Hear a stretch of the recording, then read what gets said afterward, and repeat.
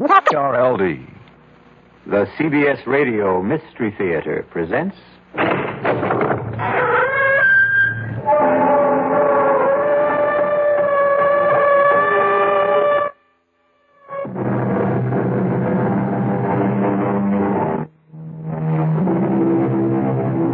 Come in. Welcome. I'm E.G. Marshall.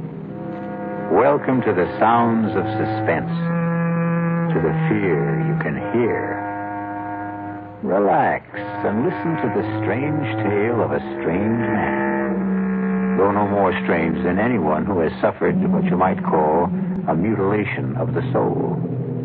And who of us has not, at one time or another, suffered such a mutilation? What means did we use to restore ourselves? How quickly did we recover? How well did we heal? The answers vary even as we vary. One man's answers are revealed, we trust, in the story which follows. I'm cold. So am I.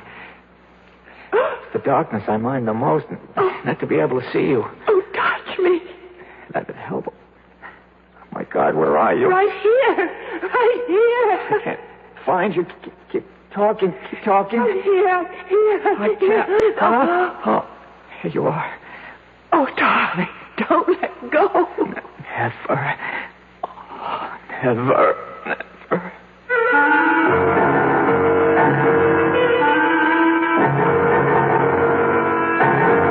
Our mystery drama, The Deadly Hour, was written especially for the Mystery Theater by Elspeth Eric and stars Norman Rose.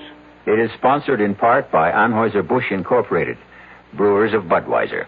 I'll be back shortly with Act One. In 1919, someone had a big idea. Let's help youth understand big business by starting them in small businesses of their own. And Junior Achievement was born. Each group elected a board of directors, chose a product, set up a production line, sold stock, and went into business. That year, 314 students made and sold products and learned the business of business.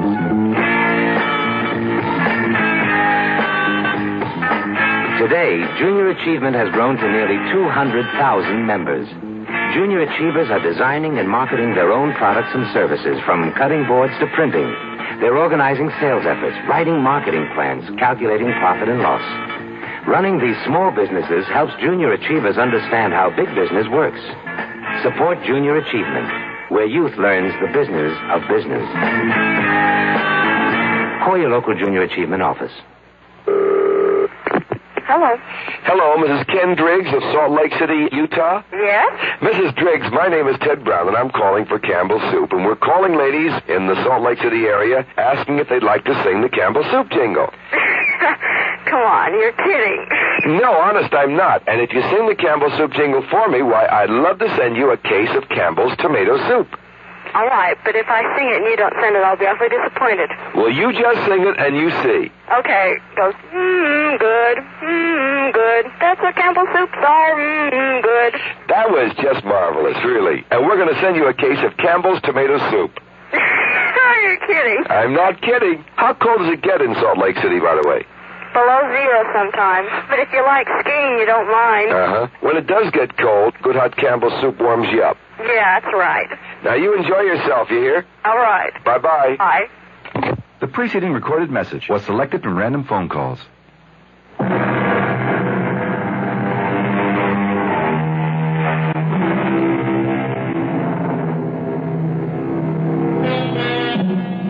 A person who seems strange, we call grotesque, incredible, not to be believed. We make a feeble effort to deny that he could exist. But he does exist. There he is before our eyes in all his strangeness. We do not believe in him because we do not know him. Because once we know, we will have to believe. And this can be a long and painful process. Listen now to the story of Martin Jerome.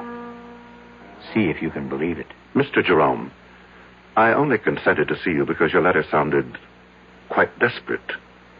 As a rule, I only see patients on referral. But your letter, may I read it to you? Perhaps it will help us to get started.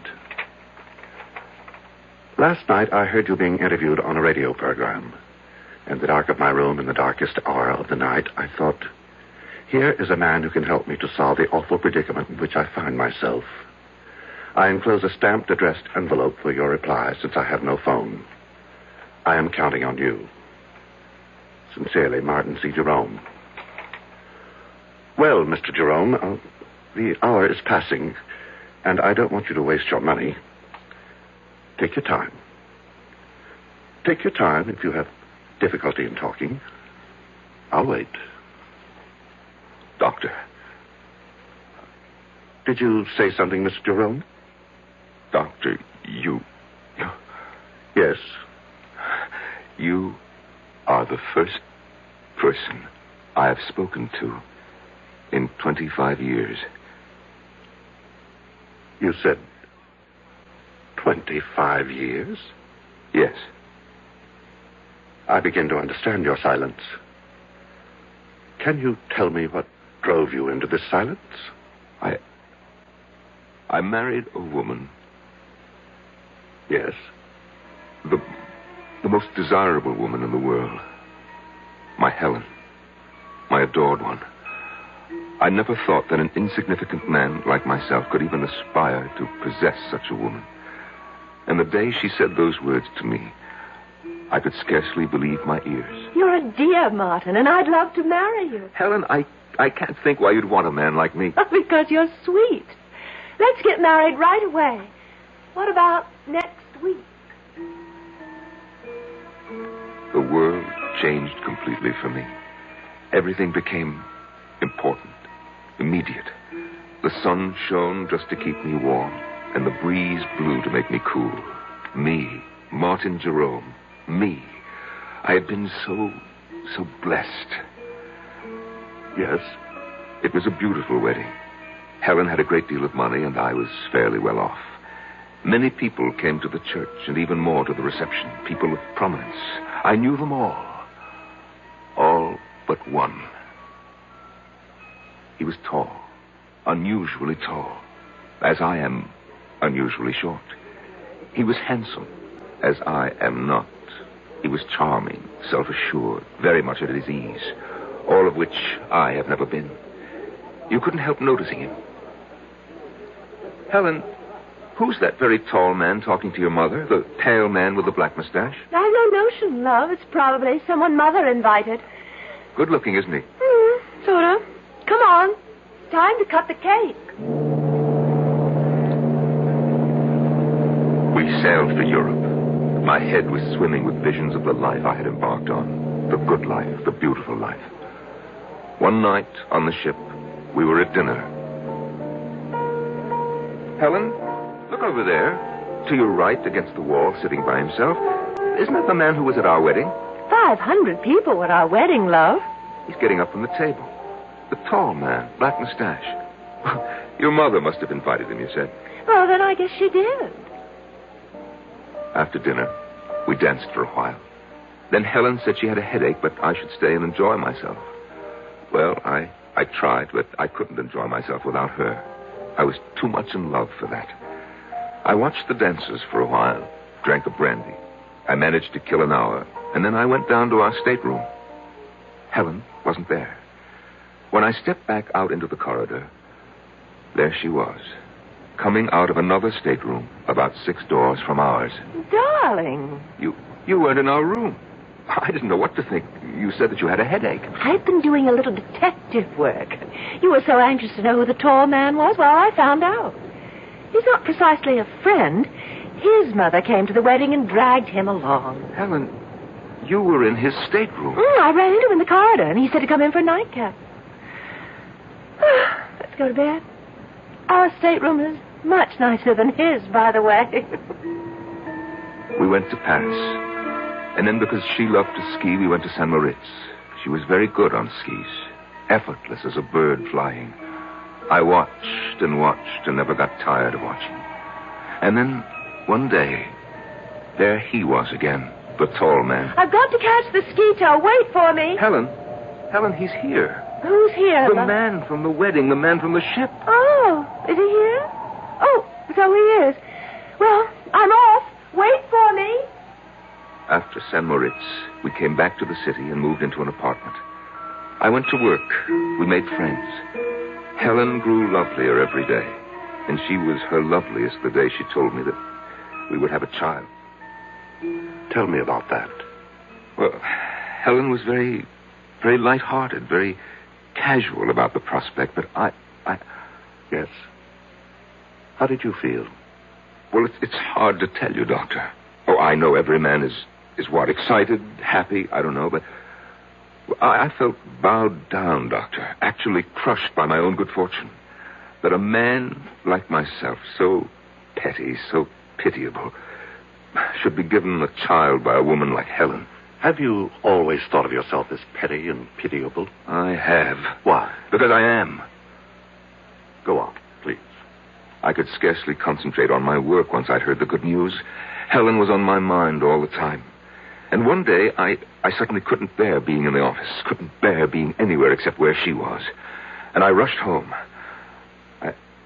I suppose you know what I found. I think you'd best tell me. I hurried to the bedroom, looking for her. I burst through the door. And in the bed, our bed, there he was. The man from the wedding. From the wedding, from the ship, from the ski tow. He looked at me, standing in the doorway. He said not a word, but his red lips smiled. And then the bathroom door opened, and Helen took a step into the room. Helen, all scrubbed and fragrant. She was wearing something pink. I think it was made of lace. And she smiled too. While I stood in the doorway, she smiled. And then she said, "Well, love, now you know." And the world rocked, and I felt as though I had died, but I hadn't. I was still standing there. Doctor, I've never told what I just told you to anyone before. Not to anyone? It wasn't simply grief that I felt. It was my pride that had been destroyed. My marriage to Helen had built up a sort of pride. I thought, if she loves me, then I must be something. Oh, it is not a good thing, Doctor, to build your pride on what other people think of you. Or seem to think. No, it isn't. So I cleared out. That was 25 years ago. And I have not said a word to anyone until today. How have you lived? Well, I had a business, import and export. I kept the business, but I dismissed my staff. I had the phone removed and made arrangements to conduct my affairs by mail. I took a one-room flat with a little kitchen, a bed, a chest of drawers, an easy chair with an ottoman. And to one side of the chair, my hi-fi stereo set and my records. To the other side, my books. After my work, I'd sit in my easy chair with my feet on the ottoman, listen to my records and read. Only writers who are dead, however. I'd read till about 10 o'clock, eat a little something, and go to bed. The next morning, go to work all day, and do the same thing all over again. No relaxation of any kind? No enjoyment? Well, vacation in the summer. I shut down the office for 2 weeks and take my vacation.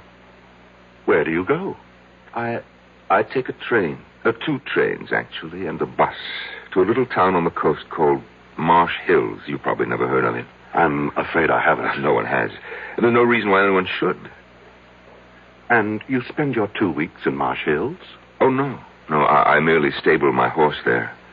You have a horse? About 15 miles from Marsh Hills, Doctor, close to the sea. There's a cave hollowed out of the rock by the waves. And when I get to Marsh Hills, I arrive every year on the same day. They have my horse ready for me, and I ride the 15 miles to the cave, and there I spend my vacation. In a cave? For 2 weeks? Well, I walk. I canter my horse on the beach. I gather what edible herbs there are growing in the rocks. I boil them. They're very tasty, really. And at the end of 2 weeks, I return my horse to the stable and take my bus and the 2 trains back to the city. And you've lived this way For 25 years. Oh, yes. But, Doctor, last summer something happened. I arrived in Marsh Hills as always. My horse was waiting for me, as always. And we started off at a walk for the cave by the sea. There is always a certain excitement when I begin to smell the sea. And I know that soon I shall be out of sight and sound of any human being. There will be only the sea, the sun, the wind, and my cave. It is the most thrilling moment of the year for me. I suppose it's the only one. Soon I will have my solitude. At last, I'm on the sand. My horse feels the excitement as I do. I feel him extend himself. And as we round the last bend in the shoreline, I see it. I see it, my cave, my refuge. But last summer, yes, I pulled my horse up at the entrance to the cave. I sat listening to the rhythms of the ocean.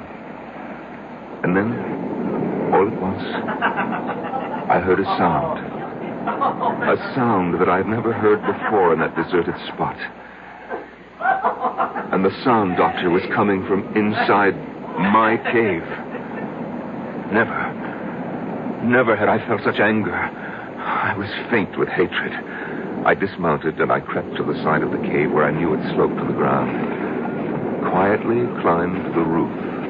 I found a tiny chink in the stone, no more than 1/8 of an inch wide. I put my ear to it. Beneath me I heard laughter and tender words and all the sticky, silly sounds that lovers make. Are you my girl? Oh, so much your girl. How much? This much. I can't hardly see how much is this much. It's too dark in this place. Then come here. Oh, darling, darling love. They were kissing. They were using my sacred sanctuary for lovemaking. I almost fell from the roof of the cave. I struggled to stay where I was, and my feet dislodged a shower of stones. What was that? Sounds like a rock slide.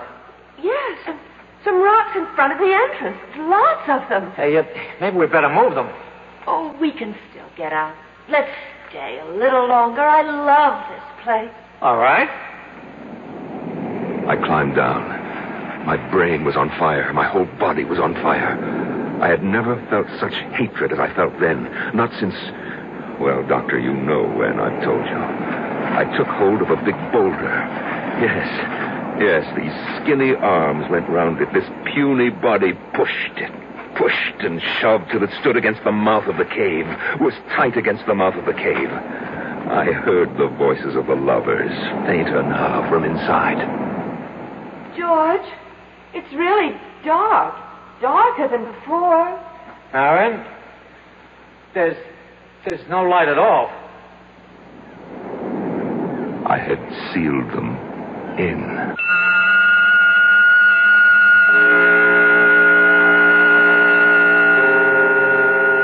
What is darkness? It is the state from which we emerge, and it is the condition to which we return. We come from the darkness of the womb. We leave for the darkness of the tomb. In between is light and life. I'll be back shortly with Act 2. Some research experts say you can't taste the difference between beers. Well, if they're right, then Anheuser-Busch wastes a barrel of time Beechwood aging Budweiser. Only they don't think so. Brewing beer right does make a difference. And they're betting a bundle that you can taste the difference in Bud. When it comes to brewing Budweiser, the Anheuser-Busch choice is to go all the way because they still care about quality.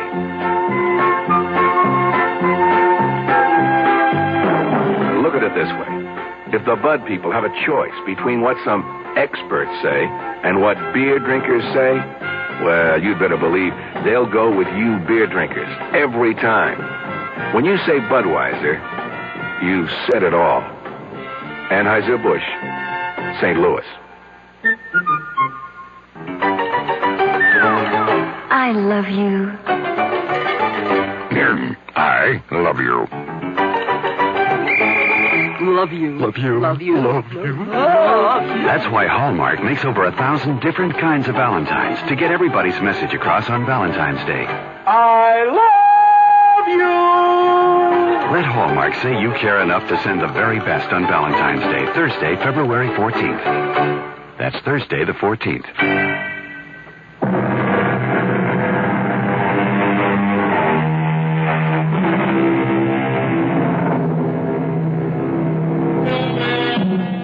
Marvin Jerome, 50 years old, has not uttered a single word to a living soul in 25 years. But now, in the office of an attentive psychiatrist, it seems the dear man can't stop talking. After I had pushed and shoved the big rock into the entrance to the cave, Doctor, I stood for a few seconds, panting from the exertion and oppressed by the silence. There was only the sound of the wind and the water. I thought of the lovers locked inside. What were they doing? What were they saying? I felt that I must hear their voices again, as though their words, which had driven me near to madness, were essential now to keep me sane. I scrambled back to the roof of the cave and put my ear once again to the narrow crack through which I could hear them. George, there was a little light before, now there's none. More rocks must have fallen. I didn't hear them. I heard something that didn't sound like rocks falling. Come on, we've got to clear the entrance. Come where? I don't know where the entrance is anymore. It's so dark. Well, take my hand. I think I know which direction. I can't even see your hand. Don't you have a match? I may have. Boy. Yeah, I have a few. Well, light one. I will. Oh, went out. Now, don't panic. Don't panic. Light another. We've got to get out of here. Just don't panic. All right, now, careful. Be careful. I am being careful. Oh, darling. Huh? No, I found the one that went out. It was right by my foot. Let me light it from yours. Yeah, good girl. All right, George. There's the entrance. Don't let your match go out. Don't you let yours. Hey, look, see? Just a whole bunch of stones. Come on, let's start clearing them away. Oh, both matches went out. That's all right. Now, we know where we are. We're right by the entrance. Come on, let's get started. George. What, darling? We'll get out, won't we? Of course we'll get out. Now, keep working. Don't stop. At my listening post atop the cave, I heard them, so kindly toward each other, so reassuring, so united in their purpose. I pressed my ear closer to the crack in the cave's roof. I was frantic to hear every word. George, it isn't getting any lighter. Shouldn't it start to get lighter? Yes, it should. Oh, why doesn't it? How should I know why? I'm sorry, darling. Oh, that's all right. Marion. What, darling? We've cleared all the stones away. But there's no light. No. None. Why not? Why isn't there? Because there's something huge. A big boulder, I think, up against the entrance. Oh, move it. I will. It's heavy. It must be huge. Well, how did it get there? It fell from someplace, Lord knows where. Can't you move it? I'm trying. Let me help. Put your shoulder up against it. That's what I'm doing. Can't you see? No, I can't see. Do you think I could? Can you see? I'm sorry. Forgive me. All right, let's try together now. 1, 2, 3. Shove! I don't think we moved it at all. No, not a centimeter. Darling, you know what the trouble is? We're tired, that's all. Clearing away all the stones just took our strength.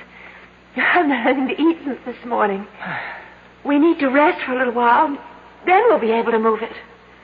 Oh, you're probably right. So let's lie down right here by the entrance so we know where we are. First, I want to light a match.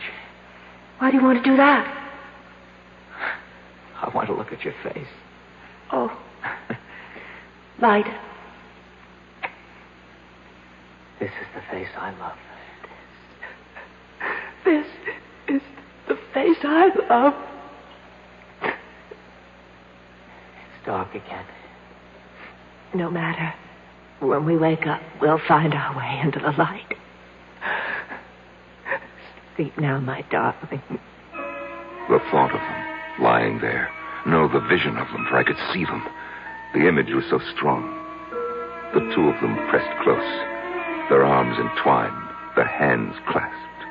The two young bodies fitted so tightly together against the dark and the cold. The nameless memory crowded in on me, and I knew what it was I remembered and would not name. And it was love. Love. It was love that I remember.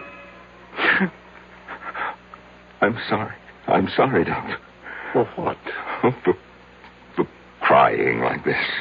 If there is anything to be sorry for, it's that it took you so long to cry. All I really know is that when that word came into my head...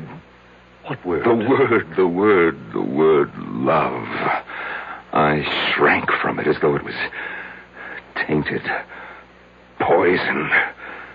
Yes. And then? Then, Doctor, I climbed down, I got on my horse and rode back to Marsh Hills. I took the bus and the 2 trains back to the city. You what? I opened up my office. I took the dust covers off the furniture in my flat, and I resumed my old routine. Didn't you ever think of them? I'd shut them out of my mind, just as I'd shut them in the cave. You didn't worry about them or anything? Well, they had each other. Mr. Jerome, I have to tell you, I can't help being shocked. Forgive me. Go on. Well, after a while, the old feeling of loneliness came back. You see, I missed them. Missed them? Yes, it may sound strange. Indeed it does. I began imagining what they might be saying to each other. I couldn't know for sure, of course, but I imagined. I'm cold. So am I. I'm hungry. I can't find you. Keep talking. Keep talking. I'm here. I can't. Oh, there you are. Oh, darling, don't let go. Oh, never. Never. I invented their conversations, of course, but I was fairly sure my inventions were accurate, or nearly so. You simply left them there. For 2 weeks. And then I was suddenly seized with the desire to hear their voices once more before they were silent forever. I closed the office, closed the flat, took the 2 trains and the bus to Marsh Hills. They were surprised at the stable to see me back again so soon, of course, but they saddled my horse and I set off for the cave. The old excitement came back when I started to smell the salt air. There was the familiar thrill which I had looked forward to each summer for 25 years, till they had invaded my kingdom by the sea. Such a tiny kingdom, a cave no bigger than a tool shed, with no comforts, no conveniences, and they had taken it away from me. On the sand at last, we round the last bend, and I see it. My cave, my refuge. And even from a distance, I can see that the big boulder still stands wedged into the entrance. What did you do then, Mr. Jerome? I dismounted. I climbed to the roof of the cave. After all, I had made the long and rather arduous trip to hear their voices once more, if I could. I crouched down. I put my ear to the narrow crack. And were they still alive? Oh, yes. Yes. Weak, of course, but alive. Oh, yes, they were still alive. Are you all right, George? Yes. Are you? I'm all right. If we only had something to eat. Anything. Don't think about it. You think there's any use trying to move that big rock again? No. I guess you're right. Oh, we've got about a third of the energy we had to start with. We better save whatever we've got. Save it for what, George? I don't know. I know. For when somebody finds us, it's possible, isn't it, for somebody to find us? Of course. Oh, George, I'm thirsty. Can you find the place where that trickle of water runs down the side? I think so. Feel along the cave wall to your right. It's so black in here. You should be there by now. Light the match. No, it's the only one we have. George, wasn't there sort of a ridge, an indentation where the water trickled down in some moss? That's right. Well, I think I found it. Oh, good. There's no water. There must be. There isn't. Then you're in the wrong place. Didn't you find it? You're so smart. I know exactly where. It's about here. I remember this. It ought to be right here. Yes, it ought to be, but it isn't. It ought to be, but it isn't. Marion, shh. There's no food. Now there's no water.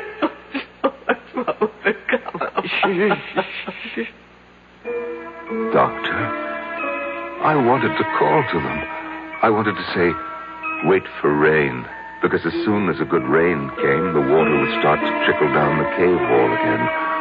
But I couldn't speak. I don't know why I couldn't. Do you? I have some notion, yes. Why couldn't I? I'd rather you told me the rest of the story first. All right, Doctor, if you say so. Well, they must have gone to sleep after that. I think they probably slept a lot. I know that I didn't hear anything more after that until much later. I wonder what day it is. Well, it was Saturday when we came down here, wasn't it? Yes.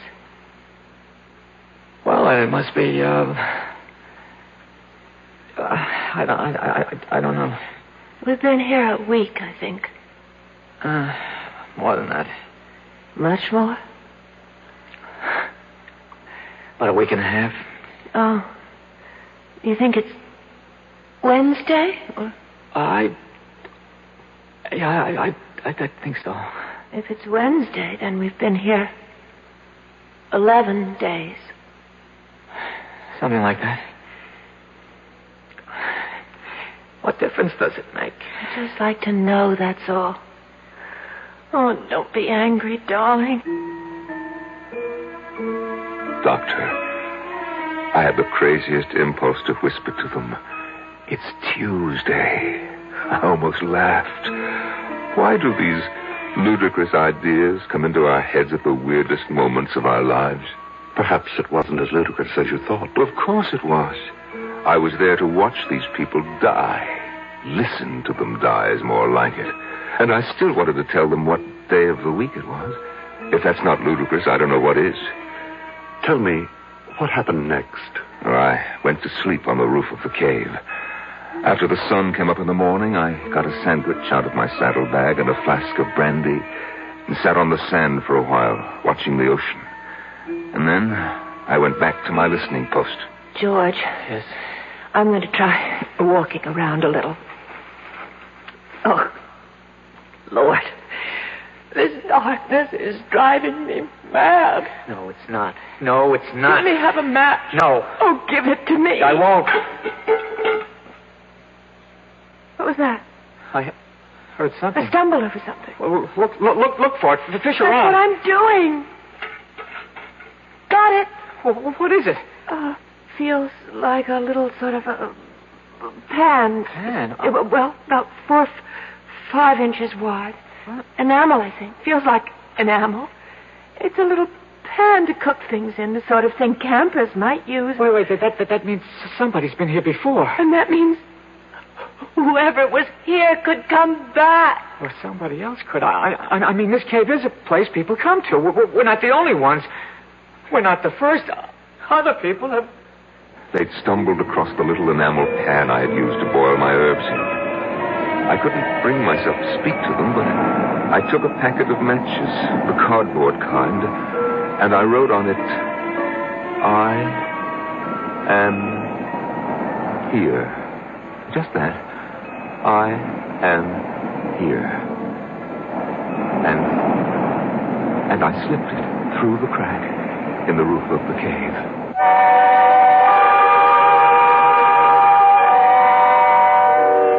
Three little words.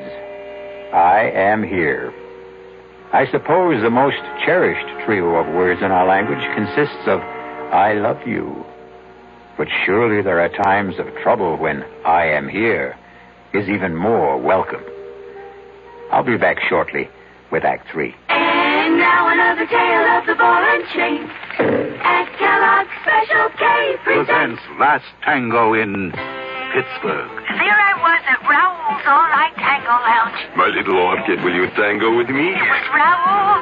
You're a splendid dancer. But what was that? Was what? That sound effect. Oh, I'm a few pounds overweight, and this ball and chain points out how my extra weight can get in the way. I'm pointing you back to your chair. Our heroine decided to lose that extra weight. She exercised and ate smart at every meal, starting with a Special K breakfast. A bowl of Special K, skim milk, tomato juice, and coffee. It's less than 240 calories, 99% fat-free, and 100% delicious. After a while, she was rid of the ball and chain and back at Raoul's. Darling, you're looking fantastic. What a happy ending. What ending? We're just getting started. Raoul, get lost. Your happy ending could begin with the Kellogg's Special K breakfast. And that's another tale of the ball and chain. Give your hand to a friend. Give your heart to your heart. Give your cold. Contact, the sooner the better. Hey, I'm back. How's that cold? Rotten. Get the contact? I got everything. Contact, cold tablets, and this liquid. Oh, no. Honey, it's all cold medicine. Well, sure, but it only takes one contact for up to 12 hours continuous relief from sneezing, drips, congestion. For that, I'd need 6 of your cold tablets. 2 every 4 hours. Or 3 ounces of nighttime liquid. 1 every 4 hours. Or just one contact. The tiny Tide pills do it. Well, it's all cold medicine. Those others contain antipyretic analgesics. The liquid, antitussive, and alcohol. They're not in contact. 6 or 3 or 1. I'd choose the one contact. Me too. And I'm the one with the cold. Give your cold. Contact, the sooner the better. 6 or 3 or 1. When you catch a cold, take contact. Only as directed.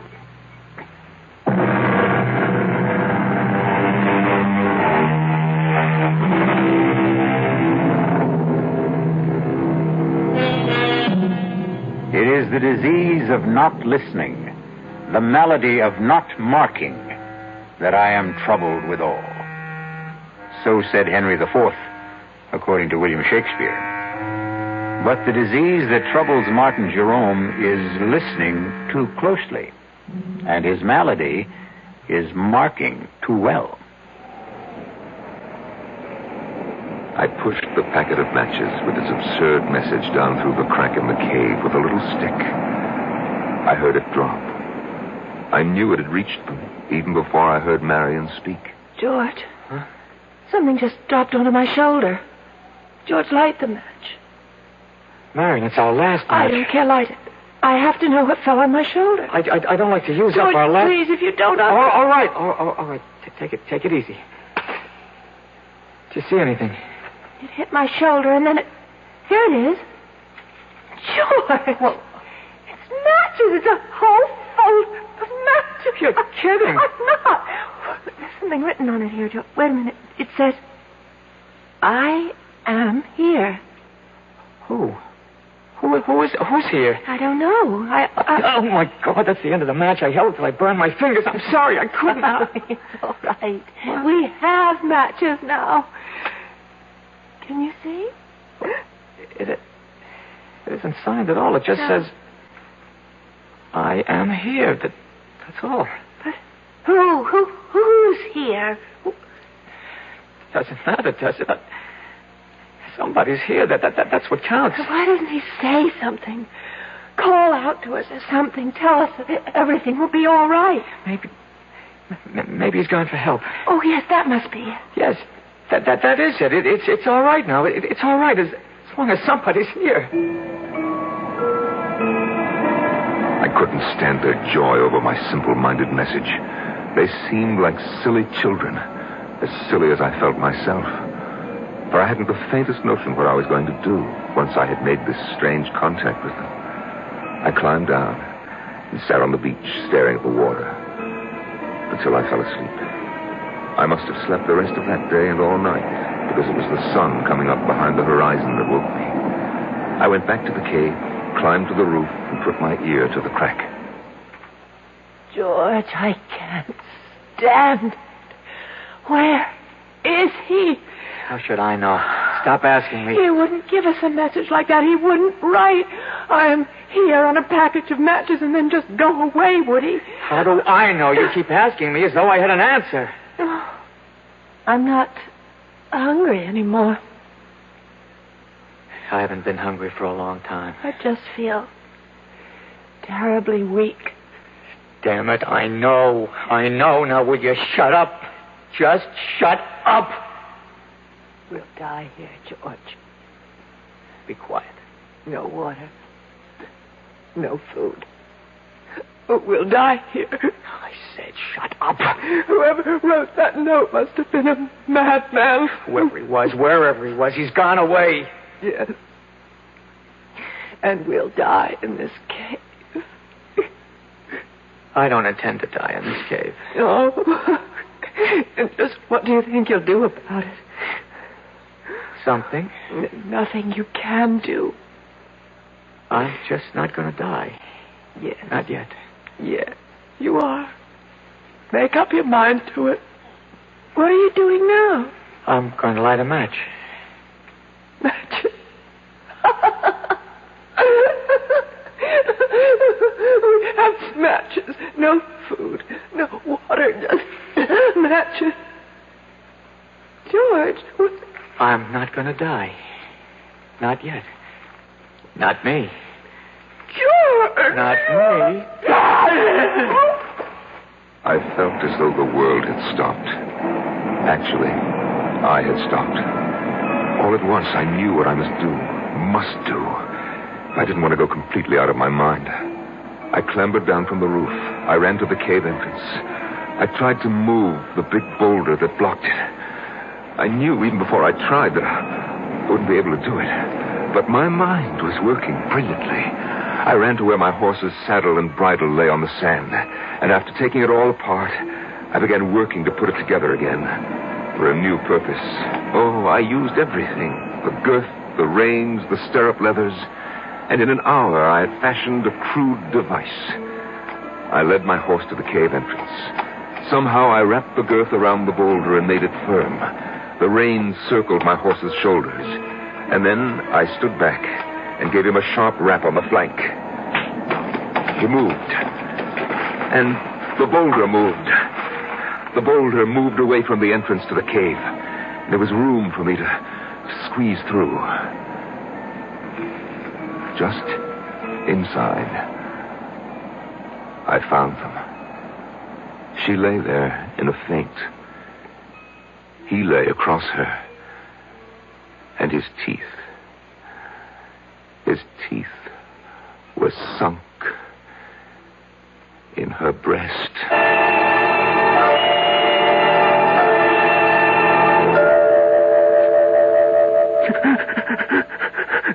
Mr. Jerome, would you like to wait till another time to tell me? No. I must tell it to you now. I carried their bodies out, and I put them on the back of my horse. I threw a halter over his head and led him the 15 miles to Marsh Hills. It took all day because I stopped every hour to be sure that they were both breathing.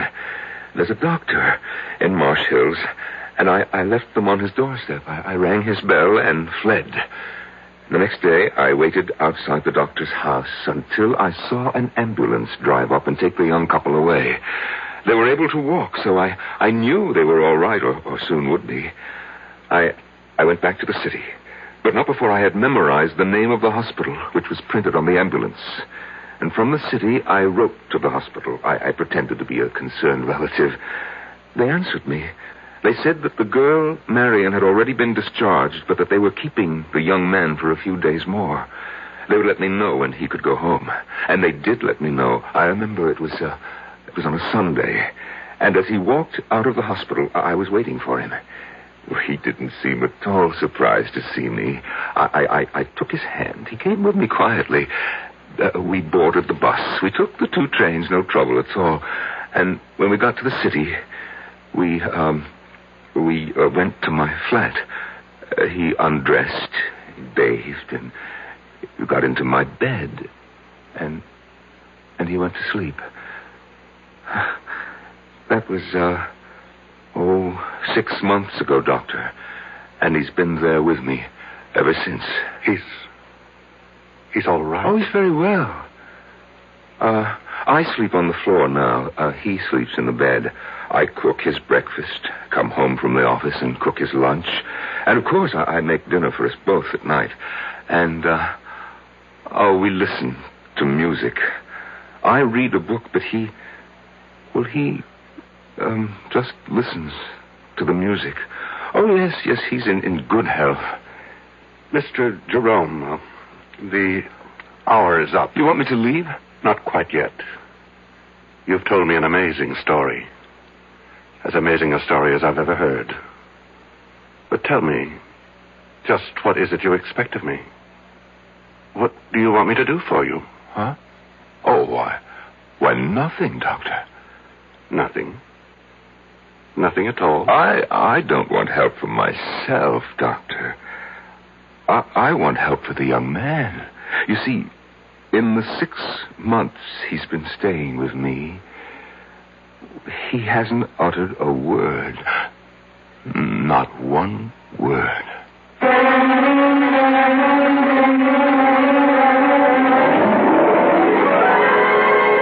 see the doctor, young man. Yes, George, he can help you to unburden yourself. He will make the words pour out in full confession, and you'll feel the better for it. Why, look what he has just done for Martin Jerome. As the deadly hour passed.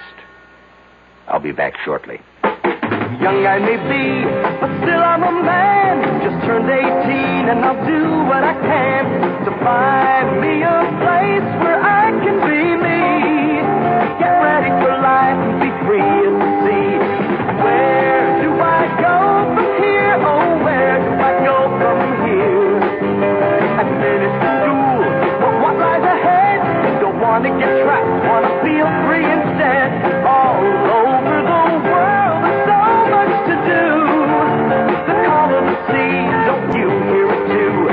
Where do I go from here? Oh, where do I go from here? What about the new Navy? You'll get your chance at success, learn an exciting job, and see the world. Call toll-free 800-841-8000. That's 800-841-8000. Or see your Navy recruiter. Be someone special in the new Navy. I know where I'm going from here.